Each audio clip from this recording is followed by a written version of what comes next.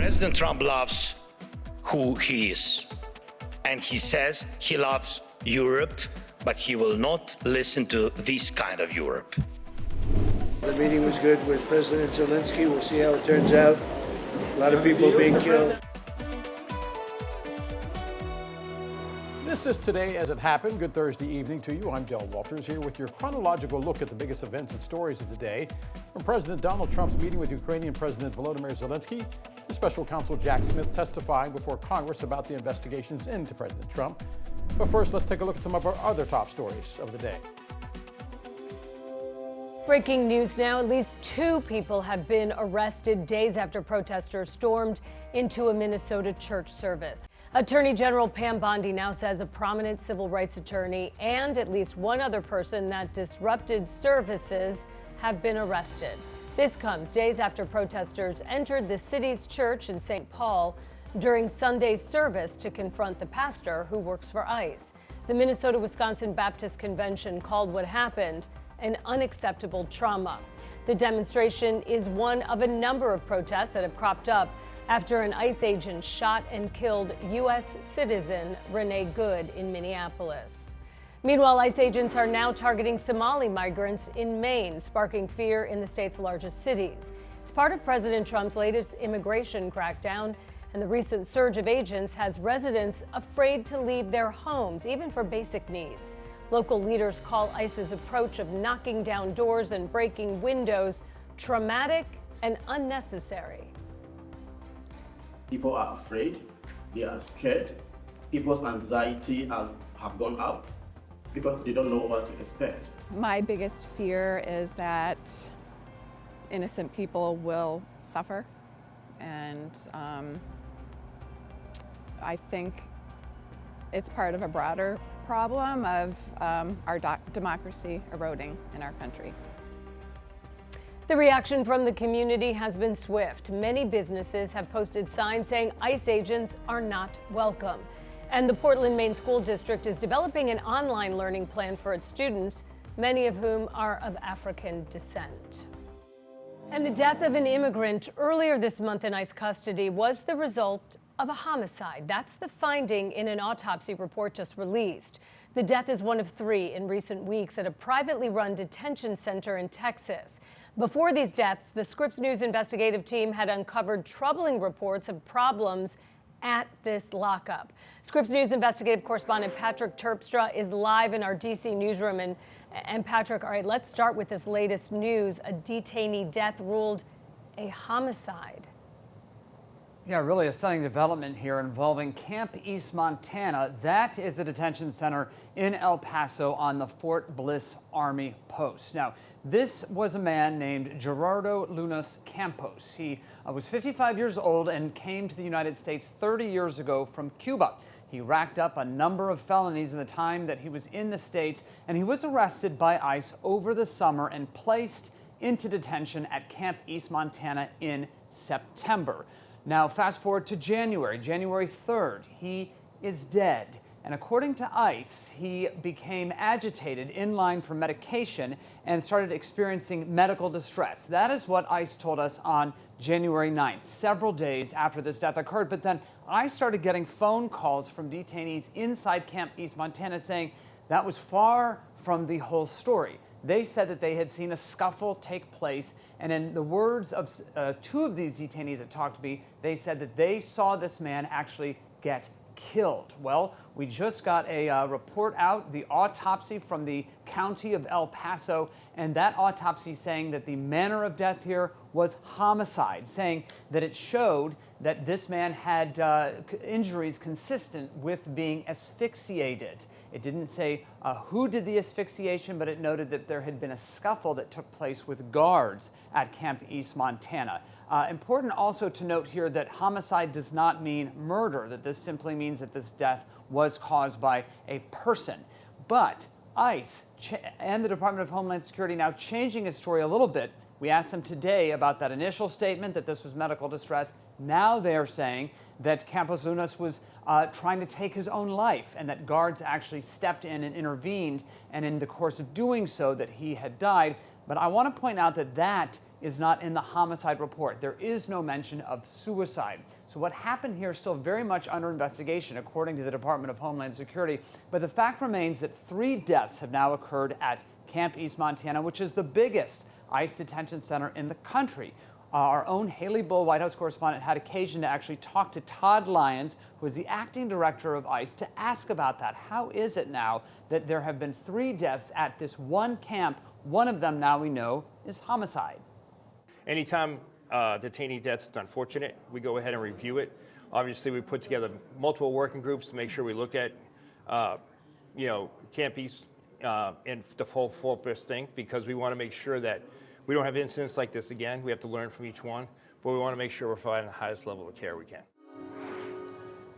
So Lyons there making clear that there is going to be an investigation, that investigation remains ongoing. We'll have to see where that leads and how much of that will be public. I did ask today if any of these officers have been put on leave or disciplined as a result of this homicide finding, and I've not got an answer to that. But I want to talk a little bit more about Camp East Montana. This is a place that has 5,000 immigrant detainees, and it really is more like a tent city out in the desert in El Paso.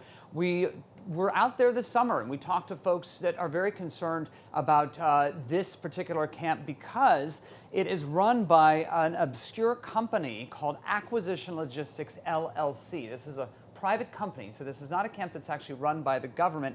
That company, Acquisition LLC, we actually found that it is run out of a single-family home in Richmond. They never answered our questions about what qualifications they might have to operate a detention center.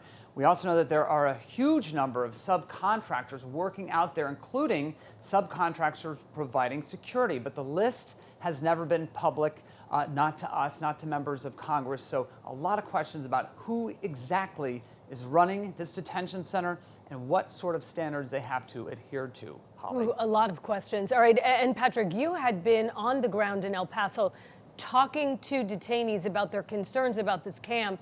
Many of them mentioned issues with medical care. What did they tell you? And important to point out that these issues that we learned about medical care at this camp were before these 3 deaths, before this homicide and these 2 other deaths. What detainees have told us is that there have always been issues getting medical care, that in order to see a doctor, it has to really be an emergency. We also learned about reports that the water there is not always drinkable. We talked to Congresswoman Veronica Escobar, who told us that, quote, nothing but horror stories are coming out of Camp East Montana. DHS, ICE, they've been pushing back on that notion, but they have never responded to our very specific questions about allegations of mistreatment, misconduct, and abuse. That is not just something we have found, it's also issues that the ACLU has been pointing out about Camp East Montana. Again now, Holly, now we have confirmation from a county medical examiner that a homicide occurred at this camp, Holly. Great work on this story, and I know it's ongoing, and you are covering it from beginning to end. Scripps News investigative correspondent Patrick Terpstra live for us. Thank you for your extensive reporting. And now let's take a look at some of our other top headlines of the day. A potentially catastrophic ice storm is heading for millions of Americans from New Mexico to the Carolinas. Forecasters say the storm could crush trees and power lines, causing outages for days. Northern states could see enough snow to make travel nearly impossible. Nearly 200 million people are facing winter weather alerts, and this storm is expected to begin Friday and continue through the weekend. Democratic Senator Richard Blumenthal wants Homeland Security Secretary Kristi Noem to testify before Congress. The senator says his office received a whistleblower complaint about an internal ICE memo. The memo allegedly authorizes ICE officers to enter people's homes without a warrant from a judge. The Connecticut senator says ICE is ignoring the Fourth Amendment. He wants Noem and acting ICE Chief Todd Lyons to appear before Senate committees. Coming up on Today As It Happened. This is a record that was previously held by movies like La La Land and Titanic. So the fact that Sinners broke that record today is pretty extraordinary.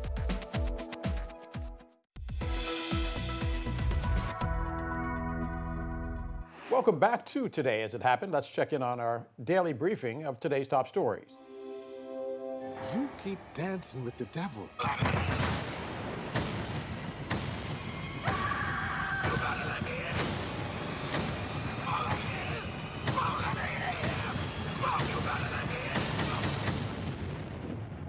One day he's gonna follow you home.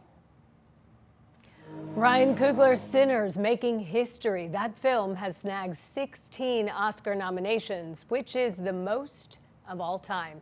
Joining us now is People's senior movies editor Nigel Smith to talk about all this year's award nominations. Thanks for being back here, Nigel. Good to see you.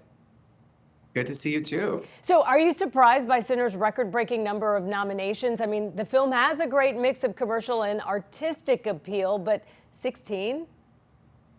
Yeah, I was surprised by the number. I mean, this is a record that was previously held by movies like La La Land and Titanic. So the fact that Sinners broke that record today is pretty extraordinary for a movie that came out last spring, wasn't really considered an awards contender by Warner Brothers upon its release. It's a genre film. It's a vampire movie. It has a lot of other things going on. But this movie has been gaining momentum all award season long. Everybody's had a chance to see it because it's been out for so long. It's now streaming on HBO Max. So voters, Academy members fell in love with this movie, fell in love with its message, with the cast, who have been everywhere all award season long campaigning on behalf of the movie. And of course, director and writer Ryan Coogler of Black Panther fame. Everyone loves him in the industry. He's one of the most talented filmmakers working today. And I think this is really a way of showing their love and their support for him and everything he does. All right, and so 10 films nominated for Best Picture. Can you give us the top 3 that we should be watching closely? Yeah, well, definitely watch out for Sinners. But just so I'm clear, movies that have the most nominations don't always win Best Picture. Think back to the year that La La Land lost Best Picture to Moonlight, which had less nominations than La La Land. So up next, we have One Battle After Another. That was nominated, I believe, for the second most awards of the show. That has been the front runner all award season long. That's the Leonardo DiCaprio thriller from filmmaker Paul Thomas Anderson. It won Best Picture at the Golden Globes. It's nominated at the Actor Awards. That, I think, is still the front runner for Best Picture. And then you have a movie like Marty Supreme, which cleaned up a lot of nominations, including a nomination for Timothée Chalamet in the Best Actor category. And Sentimental Value, which did really, really well. It got a lot of actor nominations, supporting actress 2, supporting actor, and Best Actress nomination. And then Hamnet also is one to watch out for. That won Best Picture at the Golden Globes, and that is a real tearjerker, sorry. And audiences love a good period film. I read the book. It was a phenomenal book that the movie's based on. Yeah. All right, let's talk snubs, because everybody talks not, about who's there, but who's not there. And I got to tell you, Wicked for Good, a lot of people were surprised. Avatar, but also Guillermo del Toro, also not there, which I was very surprised about. What's your opinion on all of that? Yeah, Guillermo del Toro was a bit of a shock, but this is a filmmaker, who's won in the past. He's been nominated a bunch. He's so revered that maybe just this year wasn't his time. But yeah, Wicked for Good did shock me. Everybody expected Ariana Grande to get her second Best Supporting Actress nomination. She didn't make it in, and that was one of the first nominations announced. And when she didn't make it in, it didn't bode well for the rest of the film. And last year, Wicked got 10 Oscar nominations, including for Cynthia Erivo and Grande. And this year, the movie got 0. Do you think it's because it was too close to the original coming out? The first one? Maybe people just had wicked fatigue, and critics didn't receive the second film as well as the first. But look back at Return of the King, the third Lord of the Rings movie, that won Best Picture. So the fact that it's a sequel shouldn't negate it from the race. So that did come as a major shock. Let's talk about a new category this year for casting director. Is there a clear favorite? And do you think this is about time that they had a category for this? Or is this just a way to add more people to the pomp and circumstance? I just hope it doesn't make the show longer. But it's already 4 hours as it is. But I do think this is a great category to have. Casting directors are responsible for, getting the ensembles together for these incredible films. I think you're looking at maybe Sinners being a front runner given the acting nominations that movie received, and also One Battle After Another, which I believe has the most acting nominations of the show. So that's going to be definitely a competitive category. Interesting. And before we go, real quick, Kate Hudson nominated for the Neil Diamond film. I mean, I love the surprises. Was that the biggest surprise of the day to you, or was there something that topped that? That was the biggest surprise, I would say. Chase Infinity from One Battle was kind of more in the lead to also be a Best Actress contender, and she was snubbed in favor of Kate Hudson. But Kate Hudson has been present this awards season. She was nominated for a Golden Globe, and I believe also an Actor Award, and audiences love her. The movie's a big hit, and it's her first nomination in 25 years. 25 years ago, she received a Best Supporting Actress nomination for Almost Famous. So this is just so great for her. All right, People senior movies editor Nigel Smith, thanks so much for your time, your insight and expertise. Look forward to talking to you after the ceremony. Yes, thank you so much. This is Today as It Happened. We'll be right back.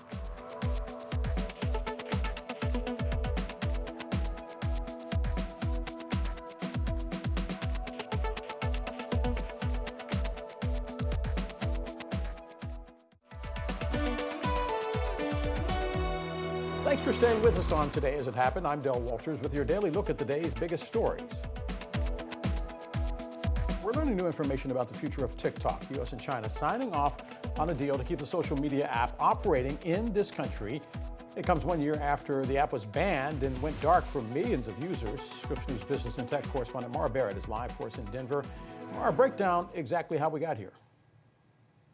Well, Del, you'll remember that the fight over TikTok in the United States goes back several years and has largely been centered on national security and foreign ownership concerns. So rewind back to 2024, Congress passed a law that would ban TikTok unless its Chinese parent company ByteDance sold off the U.S. business or essentially divested enough control by early 2025. And so this was meant to protect Americans' data and prevent potential foreign influence throughout the app. And so as you just mentioned, that deadline hit without a sale in January 2025. TikTok briefly went dark, but service was restored after incoming President Trump immediately issued that executive order delaying enforcement. So since then, White House officials, TikTok, the Chinese government have been negotiating on a structure that could satisfy both Washington and Beijing. And so just last month, to close out 2025, TikTok CEO wrote in an internal memo that ByteDance had signed binding agreements with investors, including Oracle, Silver Lake, and MGX, to create a new U.S. company to run TikTok's American operations.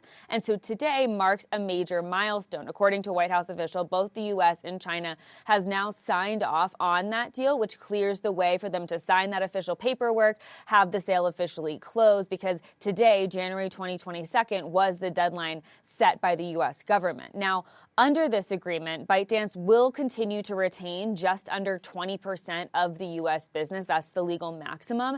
And then the rest will be owned by the investor group that I just laid out. So I reached out to TikTok, the reported investors, to try to get a better understanding of what this looks like moving forward. Oracle declined to comment, but I haven't gotten a response back from the others just yet, Del. What does this mean for TikTok users? Because that really is the bottom line. Exactly, especially after we saw the app go dark at the beginning of 2025. And so just to put it into perspective, there are 170 million TikTok users just in the US. And so the big takeaway is the fact that they'll still have continuity and they'll still have access. So as everything closes this week as expected, the app will remain available without disruption. Most people shouldn't notice any immediate changes. You'll have your account, followers, content, history. The behind the scenes changes are the big ones happening. So they're going to be largely focusing on satisfying those larger national security requirements. And so the plan is reportedly the new U.S. company taking over the American operations will be responsible for things like data protection, content moderation, algorithm security, and a major, a major American board is expected to govern it. And then user data will be housed in U.S. systems. And so that's the key difference in terms of national security and protecting Americans' data. But the thing that people are concerned about is TikTok's recommendation algorithm, right? It's what really sets it apart from other social media apps and how it makes its personalized feed. And so reportedly in this new structure, that algorithm will also be managed with U.S. oversight and trained on American data to ensure that it's not being influenced from abroad. But there are these caveats that with ByteDance, the Chinese parent company, still having this small ownership stake and ties to other parts of the business, that means that's why we're hearing from critics in the past that this could still leave some option for influence or technological linkage to China's algorithm, even with the U.S. controlling data and moderation. So that's something that will have to continue to be monitored and adjusted potentially as this deal all comes together, Dell. Scripps News business and tech correspondent Mara Barrett live for us in Denver. Mara, as always, we thank you. Coming up on Today as It Happened. We want to stop this war. And that's why I think President Trump can.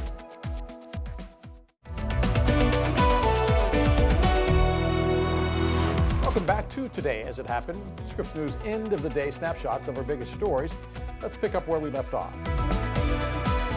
There are a lot of things that all of us could do better to lower the temperature, but the number one thing that I learned today is that the best way to facilitate reasonable enforcement of the law, but also to lower the chaos in Minneapolis, would be for state and local officials to cooperate. The vice president saying he too seems to be troubled by the number of ICE agents who are on the ground in Minneapolis, but say they are needed, he says, to protect members of Customs and Immigration.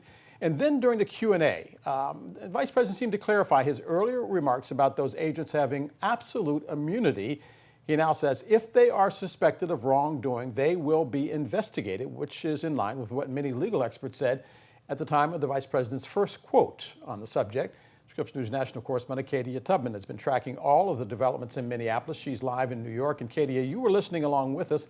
The vice president, though, in a nutshell, saying they are in Minnesota because that is where the problem with immigration is worse. I begin with that simple question. Is that true?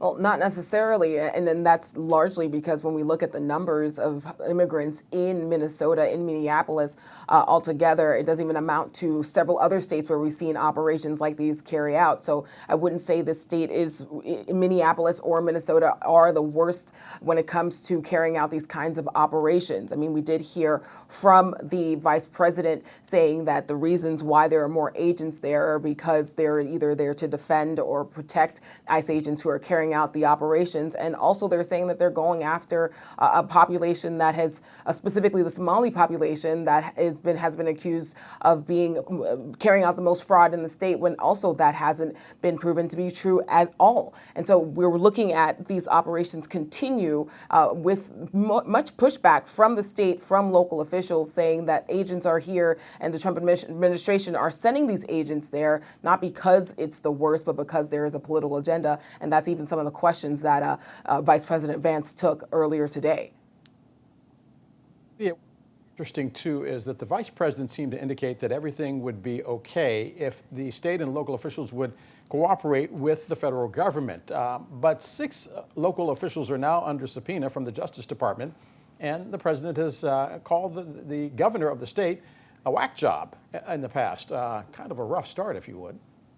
Absolutely a rough start. I mean, Vice President Vance even took questions about whether he has been in contact with the governor to try to, as he said, tone down the temperature and reduce the chaos. And he couldn't directly answer whether he has been in contact with the governor and speaking to him directly to try and figure out a solution forward where people aren't terrorized or agents aren't put in unsafe situations, as the vice president pointed out. Of course, he did reiterate that he blamed largely the chaos that we're seeing coming out of Minneapolis on the failure of cooperation from state and local officials, and largely signaling to sanctuary cities who hold sanctuary policies where they restrict or limit the cooperation of local law enforcement with federal immigration enforcement. So a lot of pushback there, but he did try and reiterate that local police and law enforcement weren't standing in the way. He, in many ways, blamed the governor, as well as questioned whether the mayor were to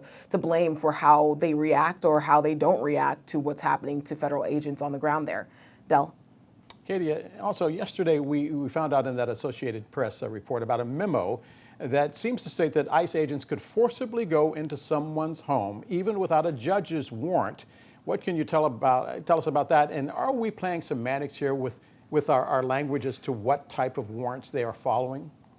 Well, Del, when listening to the vice president speak just a while ago about these warrants, it did kind of get into the world of semantics here, especially when it comes to what type of warrant we're talking about. This memo that we're referring to was released by a legal group that says that these ICE agents, new ICE agents, have been under the directive to enter forcibly into people's homes without a warrant signed by a judge. And what the vice president said earlier today is that, hey, they do have warrants. They're called administrative warrants, but administrative warrants aren't signed by a judge. And if you go into someone's house, especially if you're law enforcement, without a warrant signed by a judge, you could be violating their Fourth Amendment right. And so even as the vice president talks about agents being professional and respecting people's rights, it comes into questions when we're talking about whether officers can just break down someone's door because they have so-called an administrative warrant. Del? Scripps News National correspondent Katie Tubman for us live in New York. The vice president also talking about any possible use of the Insurrection Act, trying to quell the anger, he says. But that level of anger is so great that the state, the governor, is threatening to mobilize the National Guard to protect the citizens who are there protesting. And the president is threatening to send in soldiers to protect ICE. The president suing J.P. Morgan Chase and its CEO, Jamie Dimon, for $5 billion. He claims the bank closed several of his bank accounts for political reasons after his first term ended. Says he got a 60-day notice without explanation, cutting him off from millions, affecting his businesses. J.P. Morgan Chase saying the lawsuit lacks merit and denies any political motivation. Panic buying underway across the country days before that historic winter storm. The storm is expected to bring with it snow and freezing rain and ice from the East Coast to the Midwest and, yes, parts of the South. Social media videos showing empty store shelves and people stocking up on water, diapers, and bread. Atlanta resident Wendy Chambers says you can never be too prepared. We bought a flashlight. We bought batteries for a flashlight we already own. We bought more batteries. Meteorologists in Georgia anticipating significant ice accumulation that they say could collapse power lines and lead to several days without power. Oh boy. Overseas right now, President Trump meeting with Ukrainian President Volodymyr Zelensky at the World Economic Forum in Davos, Switzerland. But did that meeting take us any closer to a ceasefire between Ukraine and Russia? Let's start with our White House correspondent, Haley Bull. Question to you. Are we now any closer to peace between Ukraine and Russia?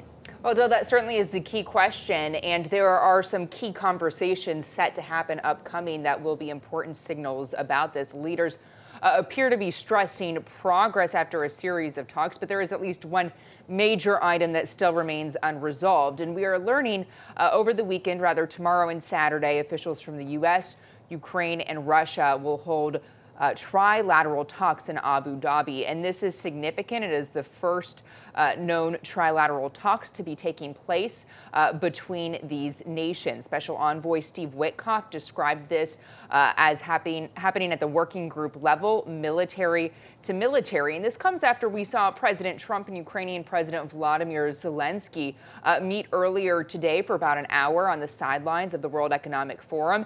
And as American negotiators are meeting with Russian President Vladimir Putin in Moscow. Now, Trump called his meeting with Zelensky good, but he also said they have a ways to go. Witkoff says they're down to one issue, but that is one that has been a sticking point throughout this, Del, and that is land. Zelensky indicating it is specifically that eastern territory where so much of the fighting has been focused. Listen. And I think we've got it down to one issue, and we have discussed iterations of that issue, and that means it's solvable. So if both sides want to solve this, we're going to get it solved. That's my view. And I think that trilateral meetings maybe will show each other variants. It's all about the eastern part of our country. It's all about the land. This is the issue we cannot solve yet. That's what I think Steve Witkoff spoke or told you. And Del, also notably, Zelensky in Davos in his remarks calling for continued pressure on Russia and support for Ukraine in particular, noting he also asked President Trump for an additional air defense package. Meanwhile, he had been indicating documents on security guarantees with the U.S. as well as economic restoration in Ukraine were close. We did not see a final signature coming out of that meeting, though, today. Any indication that this friction between President Trump and the NATO leaders that are there, many of them not signing on to his Board of Peace, which is another indication that that friction does exist. Any indication now that that is affecting the bottom line between Russia and Ukraine and any push for peace that we might see come out of Davos? Well, it's a good question, Del. And there you hear President Trump speaking at that Board of Peace signing event, which notably he invited Russian President Vladimir Putin to serve on. Putin pitching using money for that coming from the frozen assets. That has been one of the consequences so many of the U.S. and others have levied on Russia for their invasion of Ukraine. What we did hear today was Zelensky seeming to up the pressure on European allies, calling for a European armed force, essentially, for the protection of Europe. And he criticized some European leaders for what he framed as the mindset in Europe, but at the same time, he still talked about the American role in all of this and said his meeting with Trump was good and talked about American strength and praised how the teams have been working together throughout this. So really, this has been a flurry of activity, but what it comes down to, ultimately, Del, that Zelensky has been saying is Russia ready to make compromises? And so we have heard President Trump blame both sides, Zelensky saying Russia has to be willing to make a compromise. Thus far, Russia has not publicly given indication of any shift in what their war aims have been. Scripps News White House correspondent Haley Bull, kind of been busy lately, haven't you? Haley, thank you very much. Straight ahead on Today As It Happened. 7 Democrats crossing party lines to vote with Republicans to fund the Department of Homeland Security, which of course includes Immigration and Customs Enforcement.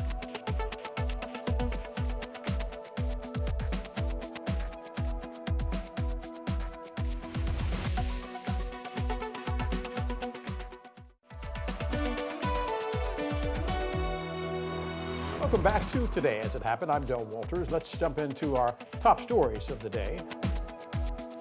President Trump today launching his new Board of Peace. It's designed to oversee the Israel-Hamas ceasefire, but some key U.S. allies are refusing to join. Trump claims that 59 countries have signed up, but only 19 attended that unveiling in Davos, Switzerland.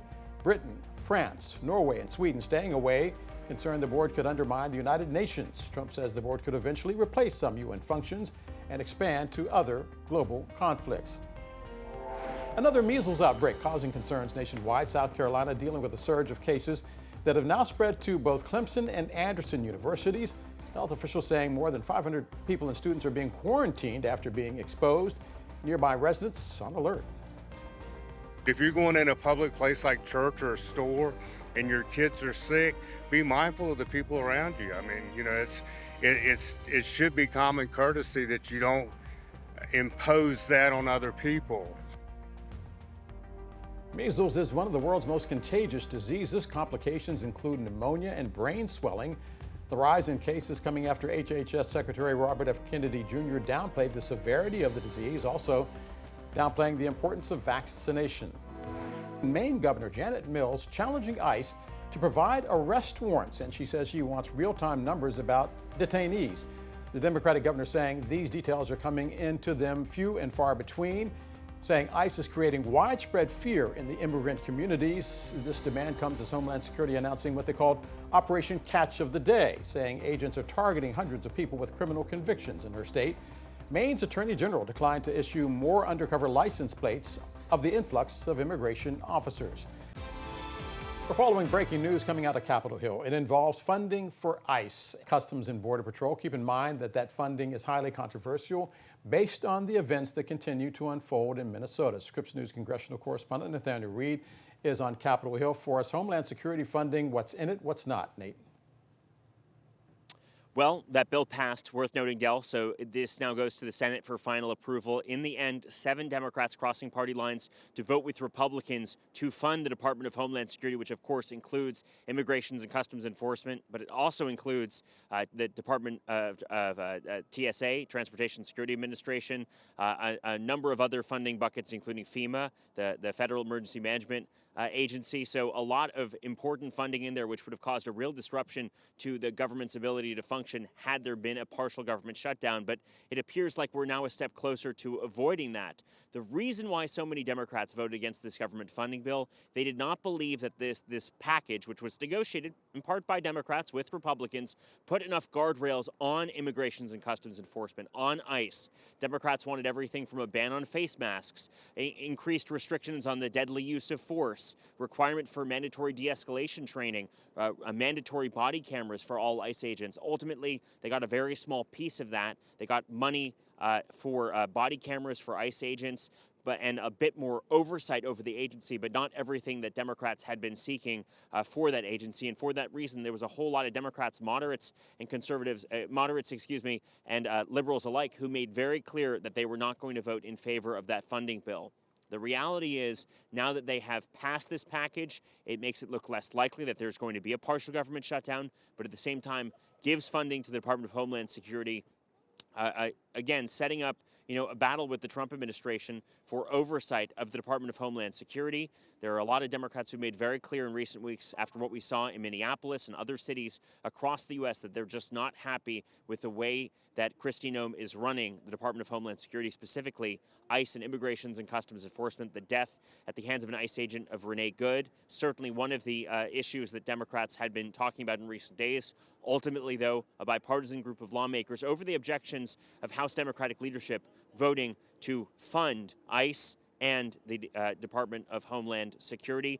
Just in the last couple seconds, Del, other government funding bills, the final of the 12 annual government funding bills passed through the House of Representatives. They now go to the U.S. Senate. A shutdown now looking far less likely, but at the same time, this battle over funds for ICE still has to happen in the Senate. They will need a bipartisan group of lawmakers to approve those funds. Otherwise, they, of course, could yet again risk a government shutdown, a partial government shutdown. Nate, the last time it was funding for health care, the Affordable Care Act, and the House led the way. Mm-hmm. Is there a sense that in this case the House is going to follow, or the Senate rather is going to follow what happened in the House, or do you see this particular bill being in trouble in the Senate? Well, I'm glad you asked that. Effectively, what's happening is the House is jamming the Senate. They're sending this bill over to the U.S. Senate. Lawmakers are leaving now for a week-long recess tonight, meaning that they will not be in Washington, D.C. Until after the government shutdown deadline. So what we are now entering into is a period of time that the Senate will have to either approve these bills expeditiously, get them across the finish line, including the Department of Homeland Security funding bill, which, of course, has been controversial for Democrats, or risk a partial government shutdown at the hands of the Senate. So, again, the work is by no means done, Del, but the Senate does return this coming Monday. Weather, of course, pending whether they return. We're expecting big snowstorm here in Washington, D.C. and across the Mid-Atlantic region Sunday into Monday. A lot of concerns that they're able to actually get here to D.C., but yes, it is up to the Senate to pass this bill to officially avert a government shutdown. Coming up on Today as It Happened. Do you swear or affirm under penalty of perjury that the testimony you're about to give is true and correct to the best of your knowledge, information, and belief, so help you God? I do.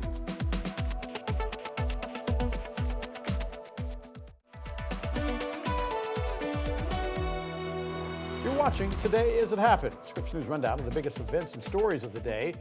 Let's dive right back in.